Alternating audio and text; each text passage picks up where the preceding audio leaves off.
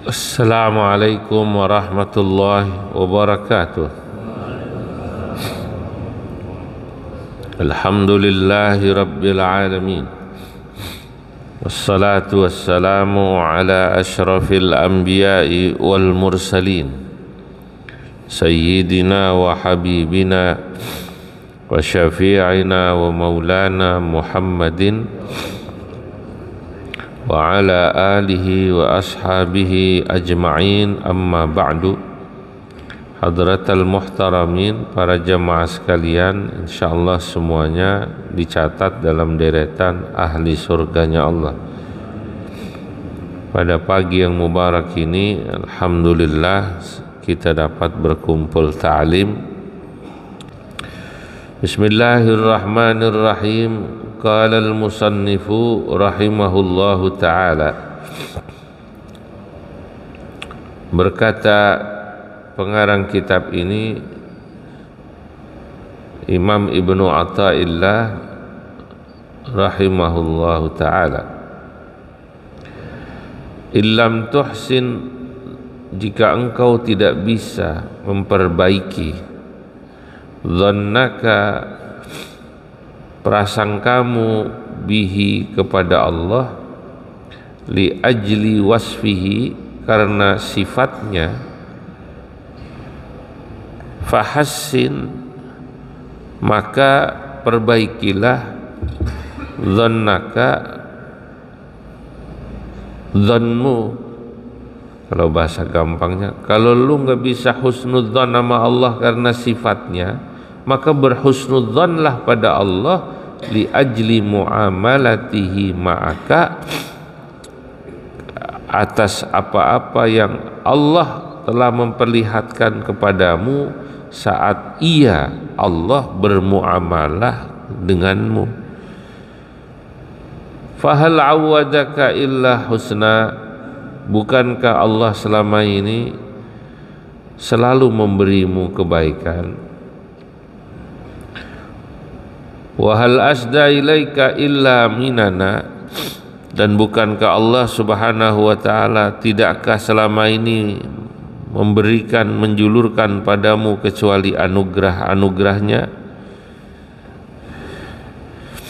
Saudara-saudara, kalam hikmah pagi ini mengajarkan kepada kita agar kita selalu berhusnudzan kepada Allah. Karena husnudzan kepada Allah itu adalah salah satu sifat terpuji, sama dengan sifat-sifat terpuji yang lain seperti qanaah, ikhlas, syukur, ridho, tawakal, zuhud.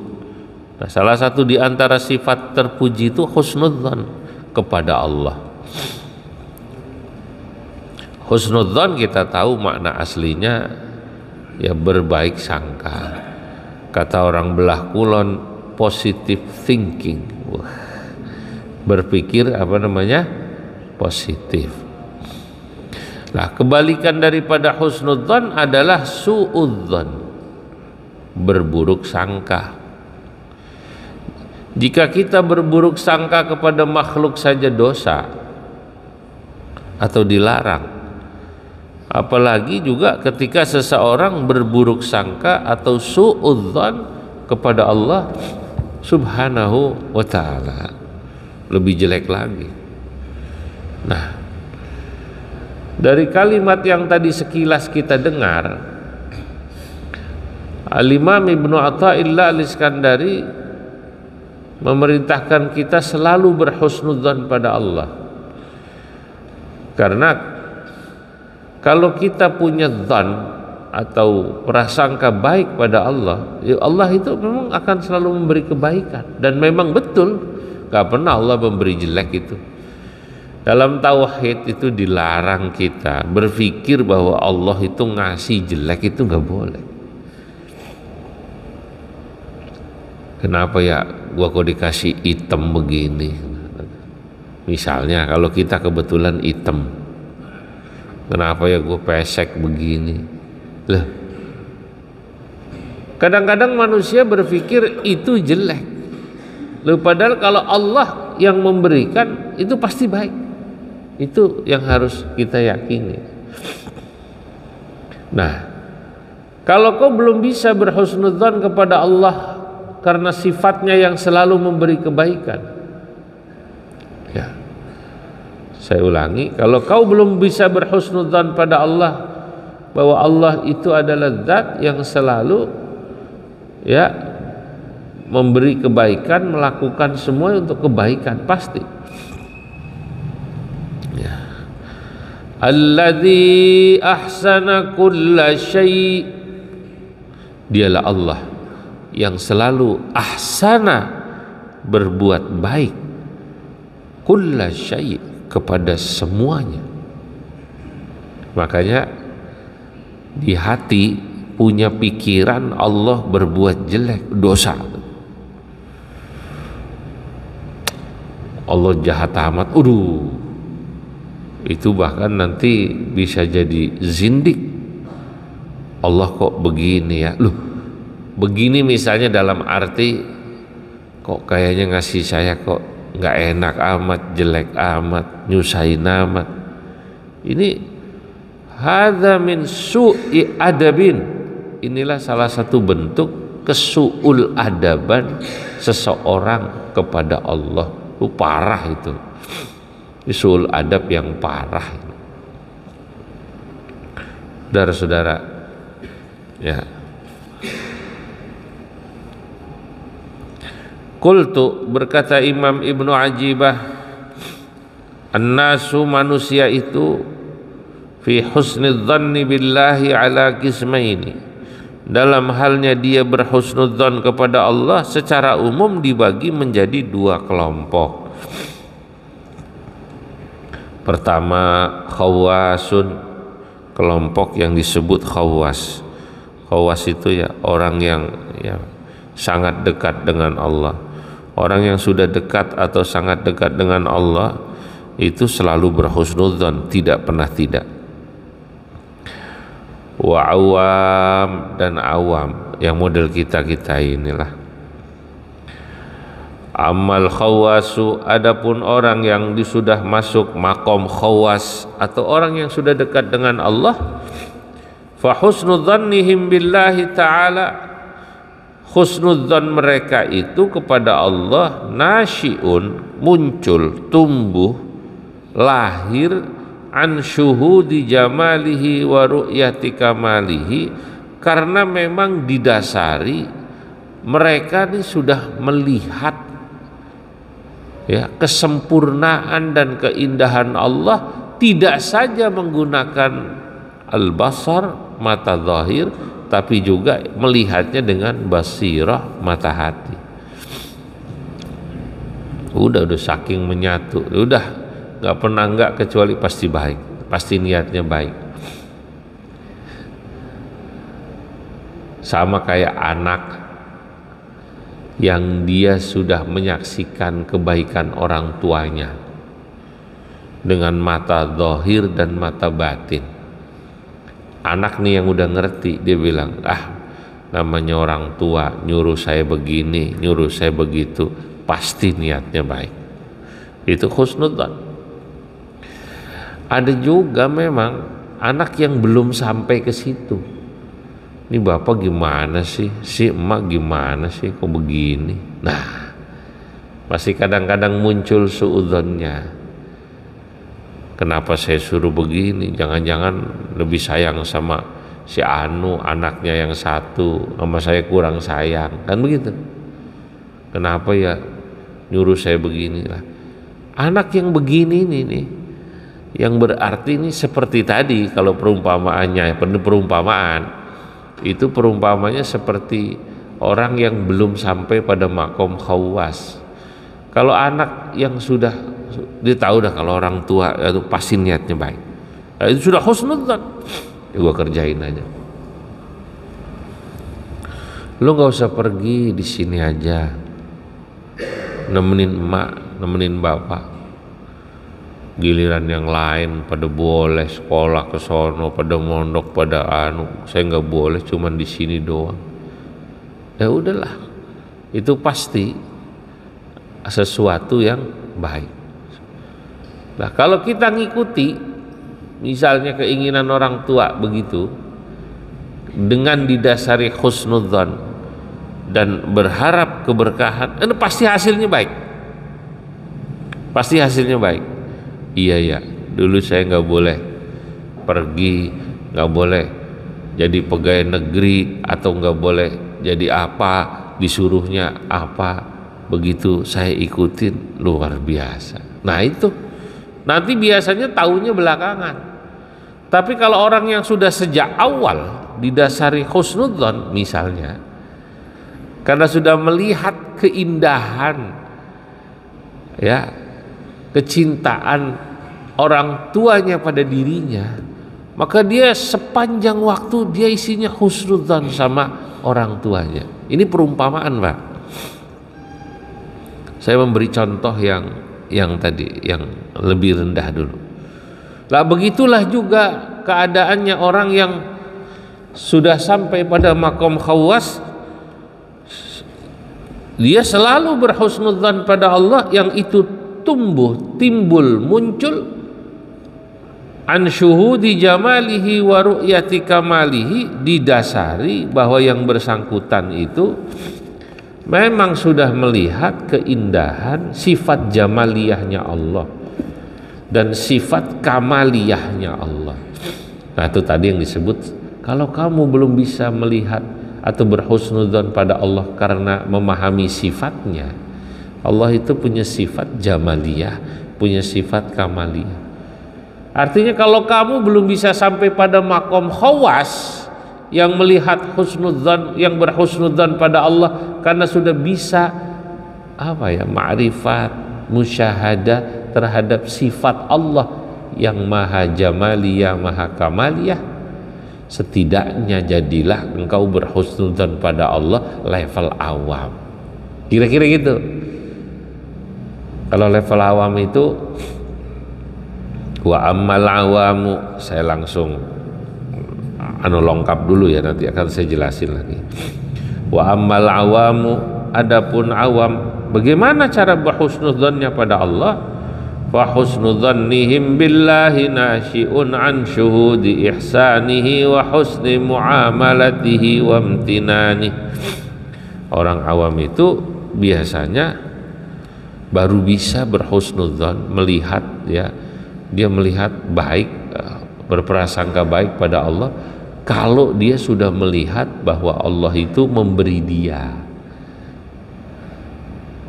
dia kebaikan. Iya ya, wah bener, gua husnudzon dah ya. Kenapa? Karena biasanya nih, kalau Allah habis ngasih musibah, ujian, besoknya enak. Gue sih begitu aja percaya. Fa inna ma'al usri yusra, inna ma'al usri yusra. Dia pakai dalil itu katanya. Nah Allah itu begitu. Jadi dia baru berhusnudzan ketika melihat itu, benar, saya husnudzan sama Allah. Nah, faqasu ma ya'ti ala ma madha. Kalau orang awam berhusnudzannya pada Allah itu dengan apa yang sekarang dia alami, selalu melihat atas peristiwa yang lalu. Soalnya dulu juga gue begitu, gue habis sakit, habis diuji ini, ntar habis kelar itu ada tuh nikmat tuh, ya ada aja. Nah berarti dia selalu melihat, ya, akan apa yang terjadi nanti, ya, dari apa yang pernah dialaminya.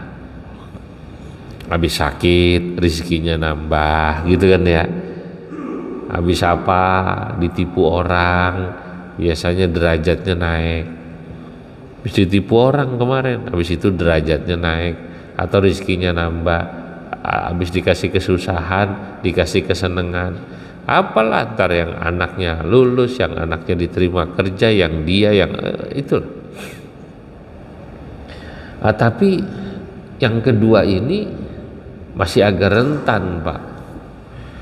Kalau yang husnudzon level awam itu kan selalu melihat apa yang dialami sekarang dengan melihat yang lalu. Repotnya kalau misalnya begini, ada orang biasanya fa inna ma'al usri yusra, inna ma'al usri yusra. Tiba-tiba dia misalnya biasanya kalau habis susah ditipu orang, sakit, ya nggak jarak lama dapat nikmat. Ini kadang-kadang terjadi, susah terus itu bertahun-tahun gitu. Ini saya kok susahnya lama ya, kapan usronya? Yusronya, fa inna ma'al usri yusra. Lah pada saat itulah husnudzan level awam bisa bergoyang. Saya ulangi, pada saat begitu husnudzan level awam ini kadang-kadang bergoyang, ya bergoyang. Beda dengan husnudzannya yang sudah level khawas, orang-orang dekat dengan Allah, udah nggak pernah nginget-nginget habis ini apa nih ya, gue mau denger, mau lihat nih nikmat yang datang apa ya, nggak pernah gitu lagi, udah saking percayanya, udah pasti bagus. Nah, apa bedanya? Ya, bedanya husnudzannya awam sama husnudzan level khawas tadi. Kalau yang level awam, andai kata tadi biasanya dia kalau habis sakit, habis ditipu, ya habis susah lah gitu, ada nikmat. Begitu nikmatnya nggak datang, susah terus, disitulah goyang dia. Nah, kenapa ya? Ini Allah ada apa ya? Nggak biasanya katanya gitu. Biasanya gue susah paling sebulan, 2 bulan. Ini bertahun-tahun susah terus. Ini ada apa ya? Mulai goyang dia. Mulai goyang. Nah, maka itu sesungguhnya perbedaannya. Tapi Imam Ibnu Athaillah Al-Iskandari dalam kitab ini mengatakan, walaupun engkau belum bisa seperti orang-orang yang sudah dekat kepada Allah atau dekat dengan Allah yang selalu berhusnudzon sepanjang masa karena sudah musyahadah menyaksikan sifat Allah yang maha jamal, innallaha jamil, selalu berbuat baik, alladzi ahsana kulla syai', setidaknya belajarlah berhusnudzon pada Allah walaupun levelmu baru sampai level husnudzon tingkat awam, nggak apa-apa. Husnudzon tingkat awam biasanya tadi selalu melihat ukurannya kebaikan. Di bawah sini diberi penjelasan, waqad yad'ufu hadzan, kalau level husnudzon awam kadang-kadang melemah, bi dha'fin nazar wat tafakkur wa yaqwa bi quwwatihima. Jadi kadang-kadang naik turun. Husnudzon awam dengan husnudzon yang sudah dekat bedanya gitu. Bi khilafi al awal, beda dengan husnudzonnya level orang yang sudah dekat dengan Allah, fa innahu nasyi'un an syuhudil wasfi wal wasfu la yakhtalif. Karena dia melihat Allah itu sudah melihat sifat Allah nggak bakalan berubah. Allah itu Ar-Rahman, Allah itu Ar-Rahim. Begitu dia yakin dengan sifat Allah Ar-Rahman, Ar-Rahim, udah saking melekat di dalam hatinya, nggak pernah berubah husnudzannya pada Allah. Sama seperti ada orang kalau sudah syuhudu wasfihi, menyaksikan sifat Allah, dia yakin kalau Allah itu maha pengampun, maka sedikit pun tidak ada di hatinya putus asa. Dalam hidup putus asa nggak ada, ya nggak ada putus asa atas rahmatnya nggak ada. Nah, kalau orang yang masih tadi belum sampai tingkat itu, kadang-kadang ya melemah, kadang-kadang yakin.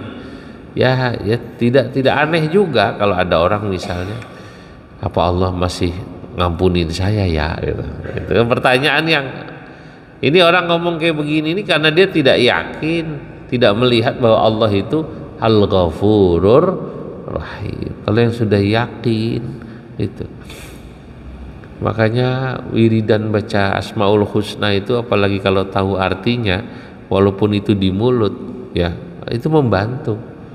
Apalagi kalau kemudian dia angen-angen artinya sampai kemudian masuk ke petala hati yang paling dalam, dan kemudian dia yakin, sudah, orang semacam itu ya menyaksikan Allah itu dengan sifatnya. Saudara-saudara ya, satu ketika ya, seorang ulama besar bernama Imam Abul Hasan Asy-Syadzili berkata, inna la nuhibbu illallah, kami ini sesungguhnya tidaklah mencintai kecuali kepada Allah Subhanahu wa ta'ala saja. Faqala rajulun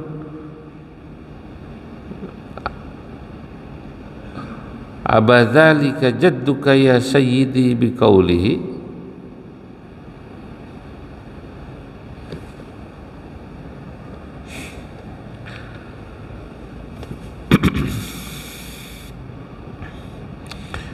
kata orang yang dengar ucapan Imam Abul Hasan Asy-Syadzili, sepertinya dia tidak sependapat. Susah Tuan Guru kalau katanya kita cuman cinta sama Allah aja, karena faktanya begini dalam kehidupan, jubilatil qulubu ala hubbi man ahsana ilaiha, manusia itu hatinya secara alamiah itu senang kepada orang yang selalu berbuat baik padanya.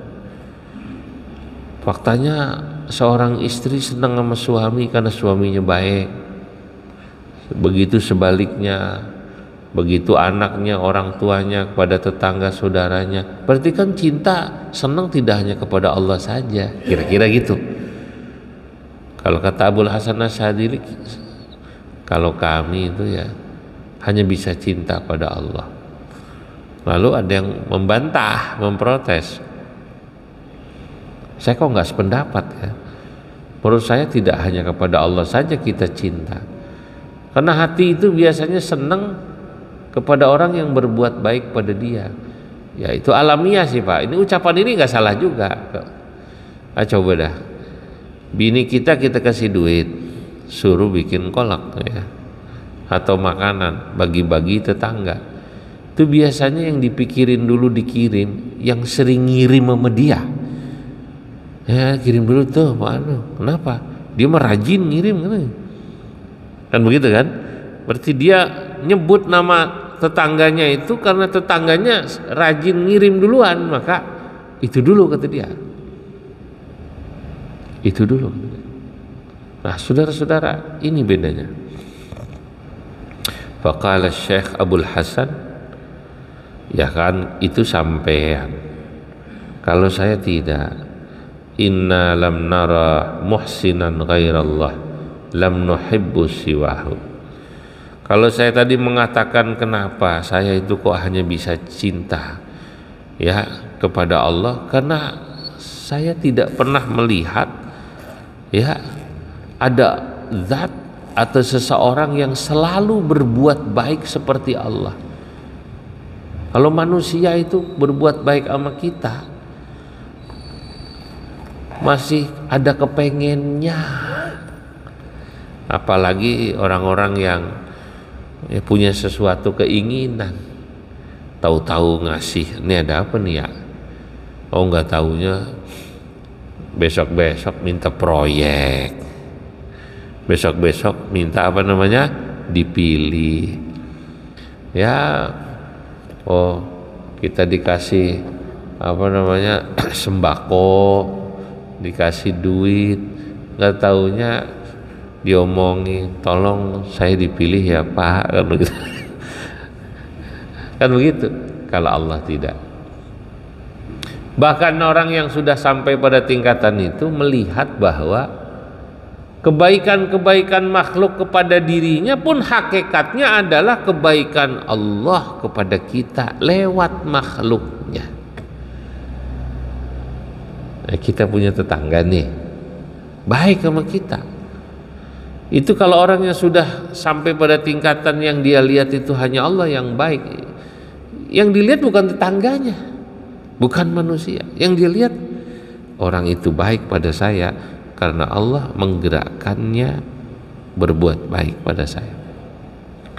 Andai kata tetangganya maaf kurang baik, itu pun sama. Dia tetap melihatnya itu baik. Ini hebatnya ini. Kalau orang sudah sampai tingkatan sifat, tetangga kita judes, julid. Apa julid itu bahasa mana sebenarnya itu ya? Jadi julid itu loh. Hah? Kalau orang yang sudah tahu, dia hanya bilang Allah Subhanahu wa ta'ala luar biasa baiknya. Allah menguji kesabaran saya lewat tetangga saya. Jadi yang dia pikir Allah ngirim tetangga yang model begitu, itu ya karena kebaikan Allah untuk ngelatih kesabaran. Lu bini lu cerewet kayak begitu, judes kayak begitu, kok lu bisa ya katanya. Allah itu mengirim kepada saya kebaikan luar biasa lewat istri saya. Kata kau jelek, cerewet, kata saya enggak. Buktinya kemarin Piala Dunia, biar saya enggak punya set box, enggak bisa nonton TV, saya tetap rame di rumah ya karena istri saya itu. Bercanda nih Bu, bercanda ya. Atau sebaliknya ibu dikirim Allah suami yang agak pemalas atau anak yang ngeselin gitu ya. Udah kembali. Pasti Allah itu zat yang maha baik. Untuk ngelatih kesabaran, keikhlasan dan lain-lain sebagainya. Termasuk ketika kita diuji dengan hal-hal yang tadi, dikirim tetangga yang kelihatannya jelek, anak kelihatannya jelek, suami kelihatannya jelek, itu ya termasuk pemimpin yang kelihatannya jelek, rakyat yang kelihatannya jelek, apalah pokoknya begitu. Yakinilah itu adalah wujud ihsannya kebaikan Allah Subhanahu wa ta'ala kepada kita. Apakah karena Allah ingin membuat kita lebih sabar, lebih ikhlas, dan lebih hajat, lebih fakir, lebih butuh kepada Allah. Sebab orang itu kalau hidupnya enak terus juga, nggak ada ujian sama sekali, nanti fakirnya, fakir itu butuh kan maknanya, hajatnya kepada Allah berkurang Pak. Coba kita nih, kalau lagi duit banyak, nggak ada musibah, itu seringnya lupa. Dikasih meriang aja kita sama sakit gigi, nyebut terus ya Allah, ya Allah, baru dikasih loh. Memang kata malaikat, lo memang kudu dikasih sakit gigi baru ya Allah gitu. Kan begitu kan? Nah, ya manusia begitu, baru dia nangis. Ada ibu-ibu tahajud terus nangis tuh gara-gara suaminya kawin lagi Pak. Waktu begitu bininya yang muda dicerai sama lakinya, berhenti dia tahajud. Kata malaikat, aduh Maimunah, lu mau bagusan laki lu kawin lagi, sebenarnya lu tahajud mulu, nangis ya Allah, moga-moga yang di sono diperain ya Allah, bisa laki saya semoga dikasih sadar ya Allah. itu contoh kan, contoh sederhana. Bismillahirrahmanirrahim. Allahumma salli wa sallim ala sayyidina Muhammad fil awwalin wal akhirin wa barik wa radhiyallahu tabaraka ta'ala an sadatina sahabi rasul ajma'in Allahumma anfa'na bima 'allamtana wa 'allimna ma yanfa'una zidna ilman wa yaqina. Allahumma arzuqna al-ikhlas wal istiqamah wa hubballah hubba man habba warzuqna ar-ridha wal qana'ata wa syukra wa sabra wa husni dhanni wa kulli sifatin mahmudah. Wa na'udzu bika minasyirki wal riya'i wal hasadi wal 'ajbi wal kibri wal 'azami wa kulli sifatin madhmumah. Wa sallallahu ala sayyidina Muhammad wa ala alihi wa sahbihi wa sallama walhamdulillahi rabbil alamin. Assalamualaikum warahmatullahi wabarakatuh.